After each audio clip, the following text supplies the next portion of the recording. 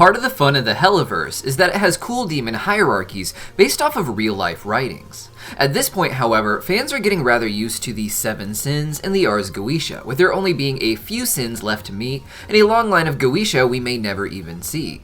Where the genius in having these two different hierarchies comes in, however, is in how they overlap, with Osmodius being well known as one of the 7 deadly sins, making him the ruler of the Lust Ring, but also a king in the Ars Goetia. Lucifer himself is not listed in the Ars Goetia, but in the real-life writings, the King Paimon is said to be his most loyal servant. These two little overlaps in the hierarchy allow Helluva Boss to explore characters as being part of both forms of nobility, and it made fans want even more overlap, and potentially even more demon hierarchies.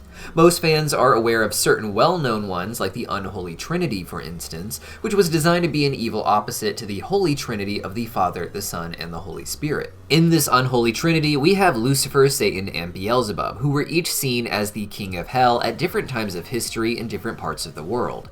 And in Helluva Boss, they do seem to be the rulers of the top 3 rings: Pride, Wrath, and Gluttony. Today, however, we'll be diving deep into a hierarchy called the Tree of Death, a demonic inversion of the Kabbalistic Tree of Life. While this will hopefully be a really fun video, please keep in mind that this is more about sharing information about other demon hierarchies and their place in mythological history, and not something I theorize will actually be in the show at some point. The Tree of Death is derived from the Tree of Life, as I said, a famous symbol most people recognize from Jewish Kabbalah. The Tree of Life is of course well known as one of the trees in the Garden of Eden of the Jewish Torah, though a Tree of Life appears to be a common theme in many ancient mythologies. This Kabbalistic Tree of Life has become one of the most complex mystic symbols in the world, and has been adapted by other cultures to be given even more interpretations that weren't intended by those who originally designed it, or even those they received their altered versions from. The Tree of Life has 10 points on it, all connected to each other from the top all the way down to the bottom, with these points each being referred to as spheres.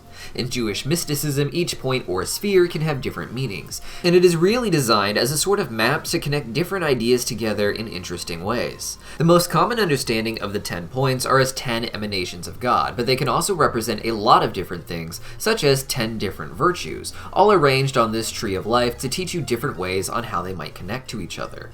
With this model of the Tree of Life as a sort of simple map to connect different ideas in a descending pattern, other people around the world, from Christian theologians to wannabe witches, would start creating different associations for the Tree of Life using their own mythology.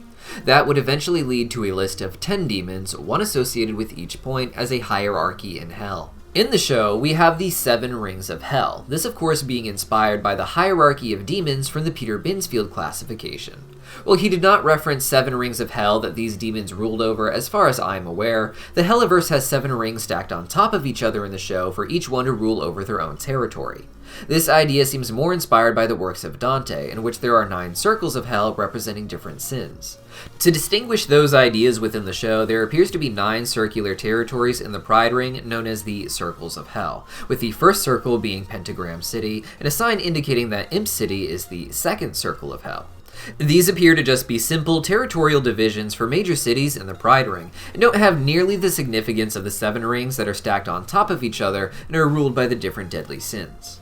While I don't think a Kabbalistic hierarchy of demons will appear in the show, this would make it so that there are 7 rings of hell, 9 circles of hell, and then 10 spheres of hell, though instead of being spherical locations, they could be, like how the Tree of Life displays them, more so a hierarchical division of hell's power as opposed to a geographical one, more akin to the Ars Goetia than the 7 rings. The first sphere is ruled by none other than Satan, though along with him, this sphere also mentions Moloch. This is tied to the sphere being referred to as the Doubles of God, the two-headed, according to 33rd degree Freemason Manly P. Hall. Satan is of course the ruler of the Wrath Ring, and seemingly the second in command in Hell after Lucifer in the 7 rings, though he is outranked technically by Lucifer's wife and daughter, Lilith and Charlie. Very little is known of him in the show, but Vivzipop indicated in a tweet that he and Leviathan may be appearing in an episode very soon, as she was finalizing their designs. Satan is equated with Moloch here as his sort of second head, which would be a really cool way to incorporate some of the fusions of different demons in the show. Satan and Moloch are seen as different entities in most of mythology, but having an esoteric source depicting them as a merged being with 2 heads would be really interesting. Satan being in charge of the Tree of Death instead of Lucifer would indicate that the Tree of Death is a sort of sub-hierarchy that answers to Lucifer.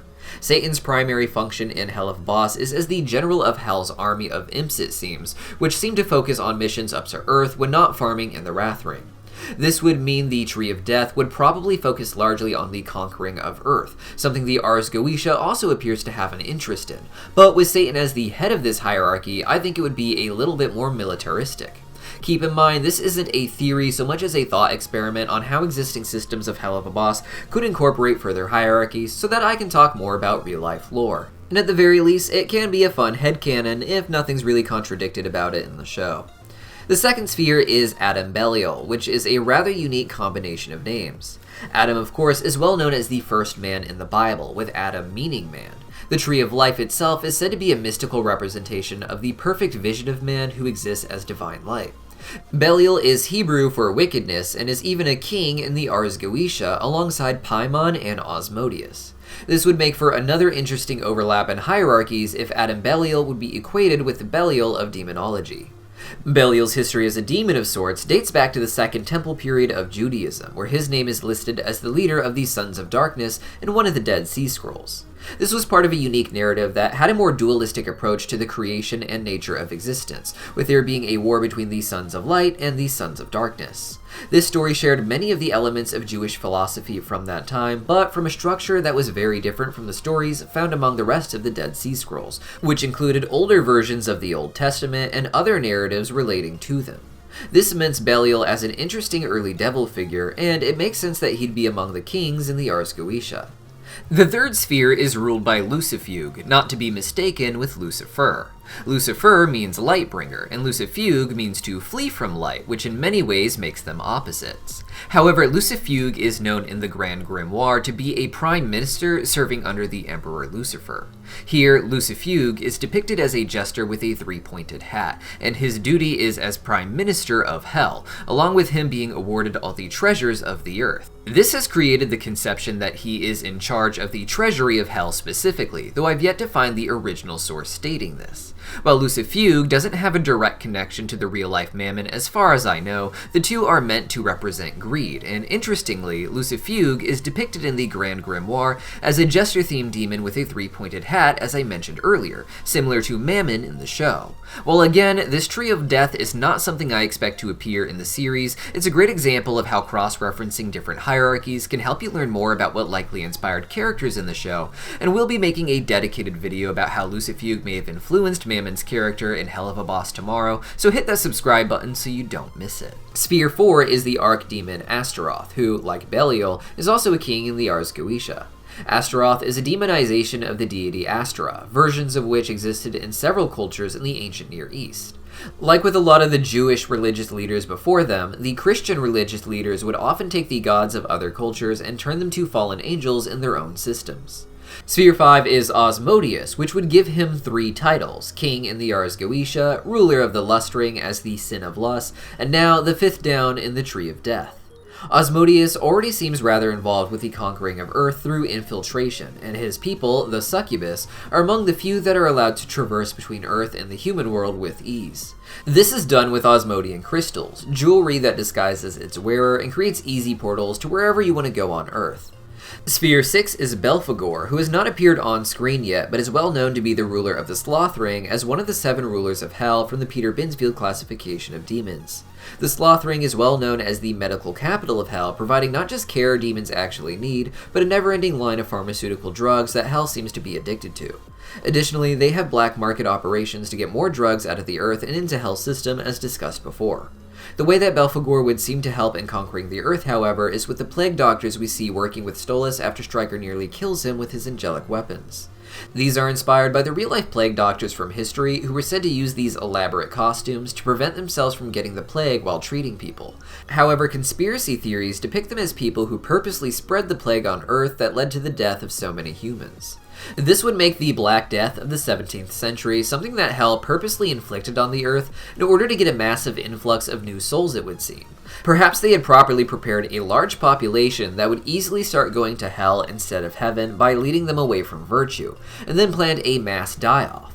The reasons for this would be very complicated, but something I'd like to discuss as we get more information on Belphegor in a dedicated video about how demons have affected Earth's history in the Helluverse. The seventh sphere is Baal Canaan, Baal meaning Lord, and Canaan is the land that the Israelites were promised to take back from its Canaanite inhabitants. Baal itself was a name several cultures used for god or lord, but like with the goddess Astera, who would be turned into a demon, Baal would become a name used to describe evil lords in demonology. Baal is the root of Beelzebub, or Baalzebub, meaning Lord of the Flies, an insult to the Canaanite god Baal. Baal and Beelzebub are often seen as the same figure, though lots of demons can have Baal as part of the root of their name. Baal has also been pronounced as Bel throughout history, and Belphegor is said to be derived from Balfagor as well. Now, because Beelzebub comes from Baal, the two have similar demonic seals from one text to the next, with them just having different proportions of a bug-like figure. This led me to theorize that Beelzebub was Baal in the Helluverse, and like Osmodius, maybe one of the seven sins, but then also a king in the Ars Goetia. However, Baal is listed as the leader of the Ars Goetia, and Beelzebub seems not so interested in conquering the earth or really having to do anything outside of maintaining her mood so she doesn't self-destruct. It's because of this I have a hard time imagining her as the absolute leader of the Ars Goetia, and then there is of course her lack of bird theme. And with that in mind, this role could just be filled by the Baal of the Ars Goetia, who we may at some point meet in the show. Or to further distinguish how Baal can be used, this could even be its own unique character, representing a subsection of Baal's history as the demonization of the Canaanite god, with there perhaps being a more important Baal ruling over the Ars Goetia separate from this one. Sphere 8 is Adremelech, mentioned in the Bible as a god that some foreign nations sacrifice their children to. Adremelech is equated with Andrealphus in the Ars Goetia, as both are depicted as at least partially being peacocks, though that would make Andrealphus the lowest ranking member of another hierarchy to be thrown into this one, and he doesn't seem important enough to the Ars Goetia to be in another hierarchy like this one. His work is similar to Stolas, it seems, with him also being said to have knowledge of astronomy. Like with Stolas, he could perhaps be used to help understand the prophecies encoded in the stars, but it would make more sense for Stolas to be used for that anyways if this was a real hierarchy in the show. Next, Sphere 9 is the wife of Lucifer, Lilith. Lilith is known in Jewish myth as the first woman, created alongside Adam in the Garden of Eden from the dust of the earth. Because of this, she saw herself as his equal and refused to submit to him, instead choosing to become the wife of a fallen angel and to become the mother of demons instead of the mother of humanity. Eve then would be created out of Adam, making her more subservient to him. Lilith, however, is just another name for Eve kabbalistically. Eve represents all of the women of humanity, such as Adam represents humanity as a whole, and just man as a whole when Eve is in the context with him. Eve is described as the mother of two lines of men, with her two sons Cain and Seth. Cain in the Bible isn't presented as particularly divine. However, in the 12th century Jewish Kabbalistic text, the Zohar, Cain is described as being the son of Eve and the serpent as opposed to the son of Eve and Adam. This made the line of Cain the line of Nephilim, descending down from the fallen angels called the sons of God, discussed more heavily in the Book of Enoch. Lilith as the mother of demons is very much a symbol of Eve and her fall, both just being names to express the context of a different group as opposed to a key figure. Within the context of the Helluverse, however, this would make Lilith someone perhaps very involved with getting more sinners into hell and conquering Earth. These humans were originally meant to be her descendants, but being cast out of Eden, her descendant is actually Charlie. Charlie, as a suspiciously tall child of a fallen angel, appears to be the in-world version of a Nephilim, the outcome of a fallen angel, Lucifer, having a child with a human, Lilith, though Lilith seems to have been given her angelic/demonic transformation from Lucifer's power by that point, making her something of a special entity beyond what we think of as human, demon, or angelic within the show. This would lead us into Sphere 10, which is Naima or Naama. Naama means pleasant in Hebrew and is the name of the final descendant listed in the genealogy of Cain. Naama is also listed as the mother of demons in the Zohar, indicating not a contradiction in the narrative with Lilith or Eve being the mother of the demonic or fallen angel line, but rather that the book of Genesis is exactly what it depicts, the descent of angels into the line of humans over a long period of time, across all of these generations. This is how I imagine the Helluverse would include the Tree of Death or the demons of the Tree of Life. But what do you guys think? Let me know your thoughts in the comments down below, and don't forget to check out one of our other videos.